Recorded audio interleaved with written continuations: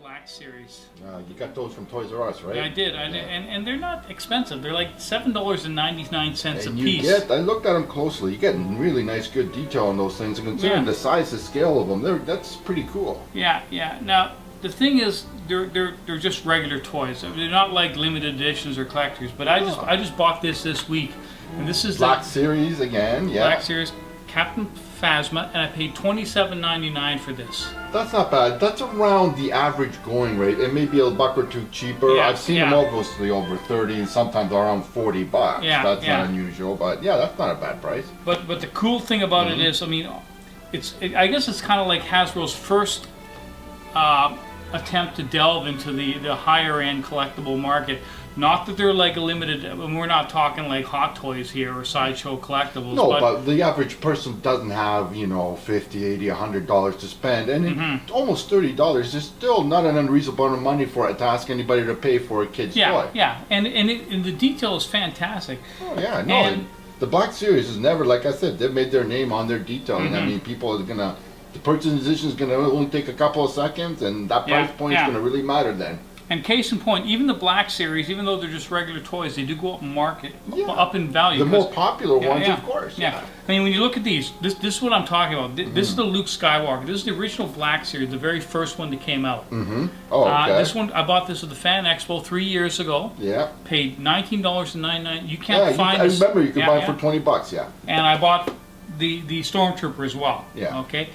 That's the Sand Trooper, yeah. Sand Trooper, and you can't find these these are discontinued. They're the original box. They're not the glossy box like this anymore. They're the dull matte ones, yeah. And these are very, very hard to find. So. And what does that translate to dollars-wise? You know what? I think you want her to go out and buy one tomorrow? I think the last one I saw on eBay was like $70. But again, you probably get it for. But it's mint in box. This has hardly been touched. So. Wow. I mean, so they do go up in value, and when you're buying it for $30, why not, right? Why not? Hey, man. Yeah. What do you got there? What's that? That's a recent pickup. Like I say, you're only as good as the knowledge you bring to the table, right? So this is a recent pickup from our good friend Sandy, and I picked up all the 3 books that we're going to be talking about from Sandy. Another DK. Yeah, another DK publication. This one's the DC Comics Encyclopedia. Now, I'm a Marvel guy. I've said that before. Yeah, so, I said, my knowledge, and I won't hesitate to say, that DC is much less for the characters in their books and their many titles than it is for Marvel. Yeah.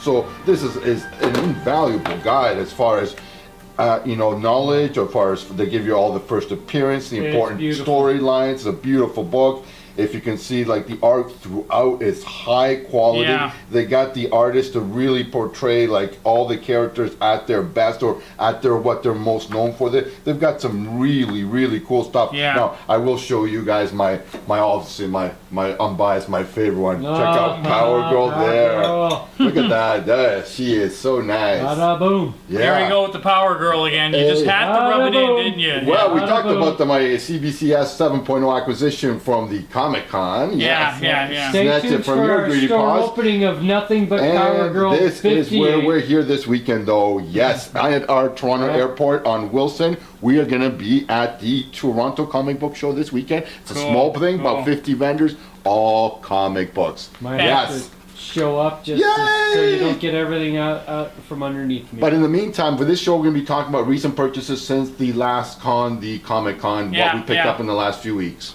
And actually, a couple of mine are from the last con that didn't make it on. So. And I got a couple from Retro Rare. So needless to say, guys, welcome to the latest episode.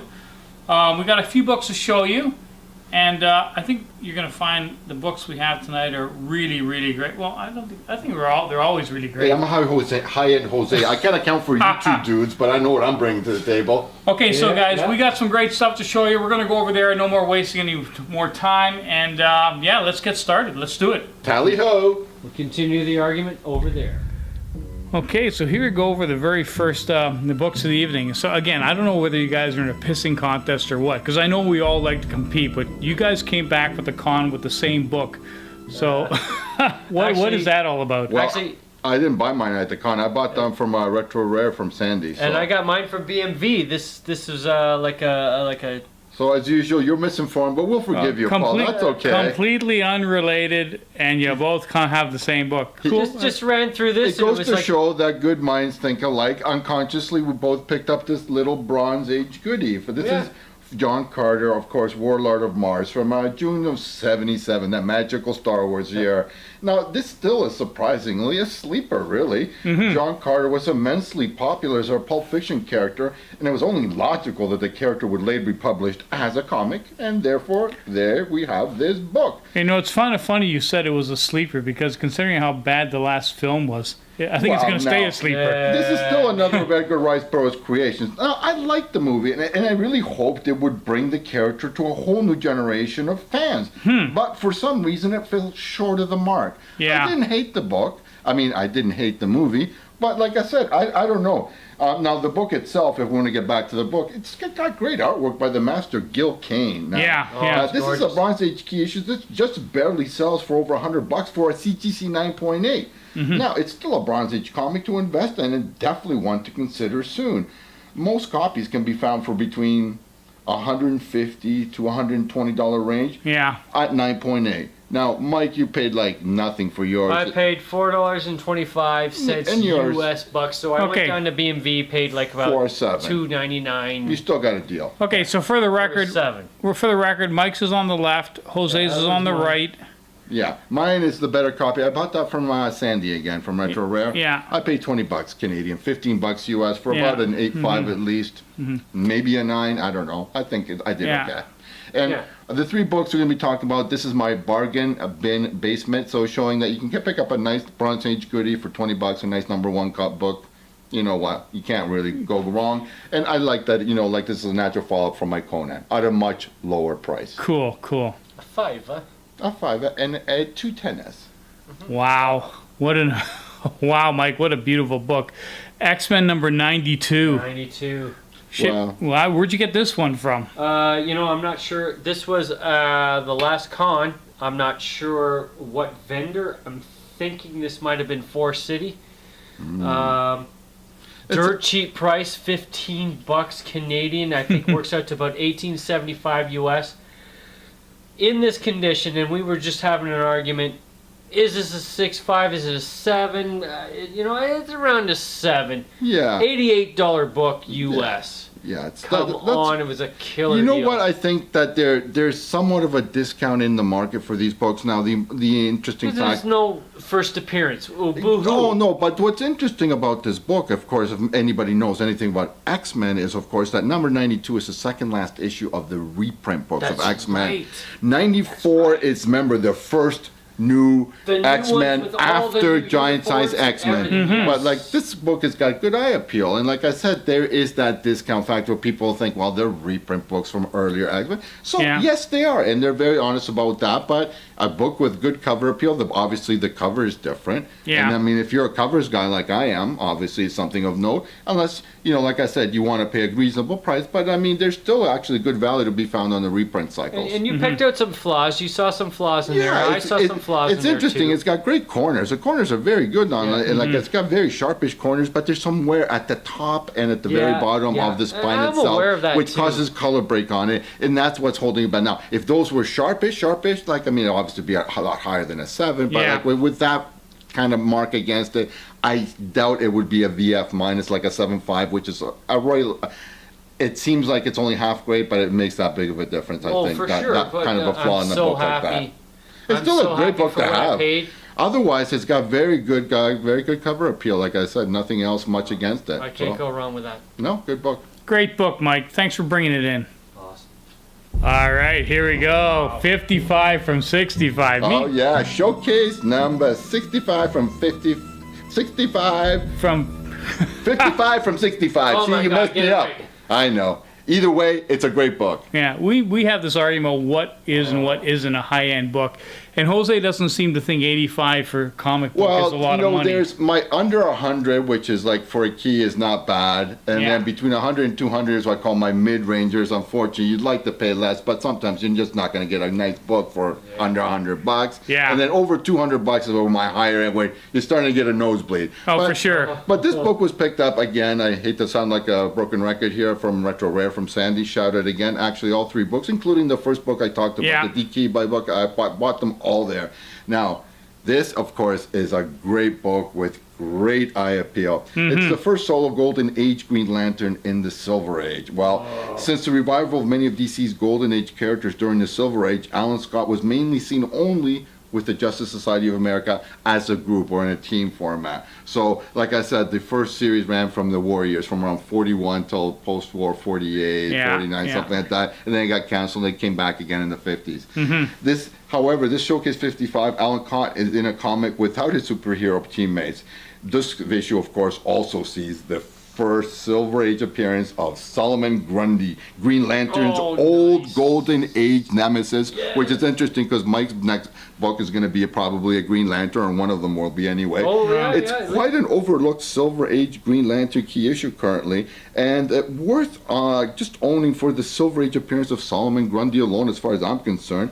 Most copies raw can be found for between as low as $35 for a kind of low grade-ish 354 to upwards of $150 for better copies, like, you know, VF minus VFs, you know, $150, $175. This was $85. It's about a 5, maybe a 5.5. No, I think it's about a 5, a VG fine, which I'm perfectly willing to accept. Now, if I saw a higher copy, depending on how much it was, I might consider it.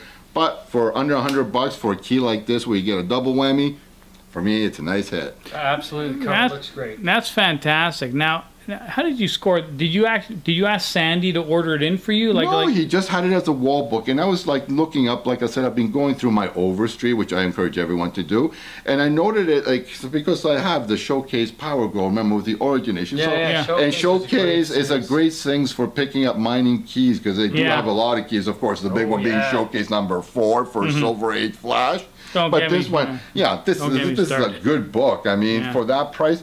Now, Doug Salipa has a section. He's the guy who's the market reporter who basically does that diarrhea list of all the hotkeys and what they're selling for. Now, for his little blurb on the Showcase number 5, Dr. Fate and Hourman, he says they should be going for about 200 to 300% of grades in the guide. And it's a nice book, like I said. 200 to 300%? So you're talking double or triple what the guide for that price. So whatever a 4 or 5 is there, you basically double it or triple it because it's not selling for those prices. So he's anticipating the market. Or he's saying basically this is what more realistically things are usually on average dropping for rather than the guide price. Remember being printed once a year. Things move on from then. So and last fact I want to make about this, without going too long on the fact is that's why I pick up a book like that reference book because let's face it, I'm knowledgeable, but I don't know everything. Now, I've been aware of what the character of Dr. Fate, he's basically equivalent, to sum it up, he's the DC equivalent of Doctor Strange. That's right, Who the heck knows about Hourman? He's in there, and he's basically this guy who basically takes this drug that gives him these all incredible Superman-like powers for an hour. And that's the Hourman. Hourman. So he's basically the hero for an hour, and then you can just forget about it because he's not worth anything more than a normal guy. From hero to zero. From hero to zero in an hour. That's kind of a neat So, concept. you know what? It's a great cover. I loved it. It's got great eye appeal. I love this pickup. Cool. Fantastic book, Jose. Really nice. And, I wish I had it. You're making me jealous. Well, you had the opportunity to buy it. I kept eyeing it. I said, you know what? I'm picking that up. I don't want Paul's eyes falling on that little gem. You bastard. And there's high-end Jose being high-end Jose again. Wow, Jose, great books. All right, hoy hoy. So, Felicia Hardy, who made her first appearance on screen in Amazing Spider-Man #2. Now, of course, when that was announced, this title shot up in demand like nobody's business. Hottest title of the year in 2014. So, like everything else, timing. Be patient. wait, and then strike when the heat has cooled. Demand is still a bit strong for this first appearance, and demand has of course trickled down to 9.6s and 9.4s, around $350 US in the average selling price for 9.6s. And we're of course all expecting Felicia Hardy to suit up as her Black Cat costume pretty soon. Wow. Yeah, reports of a female Spider-Man movie spin-off has been talked about lately, and many believe that the Black Cat just may be the one to lead a female Spidey spin-off flick. Well, now the other name going, of course, around is Spider-Woman. Like, who knows? What is known, of course, is that there's a good chance we'll see more of the Black Cat on the silver screen, possibly very soon. Oh, wouldn't that be cool? Yeah. Of course, now then, the other book, of course, was my cheapie. That was a $10 pickup from BMV. I've always said, Mike's always picked that place because they're good. Place to go, yeah. It's not a high grade. It's about a VF minus 7.5 for $10. I've always talked about the Origin issues being very good bargains. Now, of course, if a movie is in the offing, more likely than not, part of the story is going to be Origin, so they always get a premium. If you can find it, try to, of course, find it in high grade, but for $10, I can't complain. So there it is, the symmetry of it all. $200, $10. Something for everybody. If you got the money, spend it on the first Black Cat. If not, look for a high-grade copy of the Origin. Cool. So just to clarify, the 194 is the first appearance of the Black Cat. And 195 is the origin story of the Black Cat. Oh, fantastic, Jose. Really fantastic books. Okay, and for the final book of the evening, or the final books, plural, Mike's brought in these beautiful Green Arrow copies. So, Mike, talk to me. Tell me about them. Yeah, 88 and 89 from Fan Expo 2015. So you bought these a while ago. Well, yeah, a couple years ago, but I've been looking for these books probably for over 3 years. They are almost impossible. You hardly ever see these anywhere. So even at a 6.5, I had to pull them out of the bin and take them because when am I ever going to see them again? You know. Now, you're talking about impossible to find in good condition, because I mean I've seen these books before, but Well, again, these are presentable, but they're not the best. But Yeah. I mean, 6.5s I can deal with. You know, they're okay. As a run guy, though, it must feel satisfying. Though it's like scratching an itch you haven't been able to get to. You I've know. got 85, I got 86, now I got 88 and 89. I'm just missing 88. Sorry, 87, which by the way, there's a really wild variant that's expensive. So well, that's cool. That's cool. Like, of course, I mean, personal preference being what it is, I obviously like the one on the left much more. The Green Lantern rather than the Green Lantern Green Arrow. It's got a classic duality to it. I mean, Golden Age Green Lantern, Silver Age Green Lantern. Alan Scott, Hal Jordan, take your pick. It's the one I'd choose. Jesus Christ, I like the one on the right. Oh, God, rightly so. Very sacrilegious there, Oog. There you go. Yeah, if the one on the right doesn't have religious connotations, then I don't know what does. Ooh. Jesus Super Christ pose there. Totally. Yeah, totally. It just goes to show, I mean, the channel isn't all about keys. We just like to show really cool books, and Mike brought in 2 really, really cool books. And also showcase why they're important, at least important to the person collecting it, Mike, or in my case, me or you. Like I said, I mean, they all hold a special place. Yeah, that's for sure. Oh, for sure, man. Okay, guys. Well, I think that's it. I think that's as far as we're going to go tonight. And once again, guys, thanks for watching. Appreciate it. And if you like what you saw, leave a comment, and we will see you next time. Hoi hoi. Special guest Mike. Yes, yes.